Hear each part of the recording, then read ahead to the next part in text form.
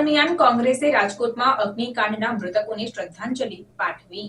ગુજરાતમાં ભાજપની તિરંગા યાત્રા સામે કોંગ્રેસે ન્યાય યાત્રા શરૂ કરી છે। મોરબીથી શરૂ થયેલી યાત્રા રાજકોટ આવી હતી। રાજકોટમાં જે જગ્યાએ ગેમ ઝોન દુર્ઘટના સર્જાઈ હતી ત્યાં કોંગ્રેસે મીણબત્તી પ્રગટાવીને 2 મિનિટનું મૌન પાડી મૃતકોને શ્રદ્ધાંજલિ પાઠવી હતી।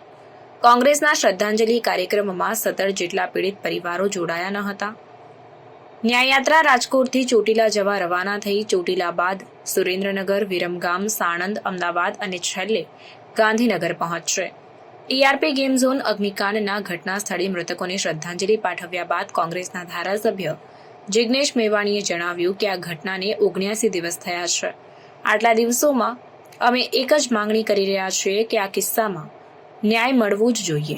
અગાઉની ઘટનાઓમાં નાની માછલીઓને પકડી લેવી અને મોટા મગરમચ્છોને છોડી દેવા જેવા ઘાટથી ગુજરાતમાં લોકોમાં નારાજગી છે।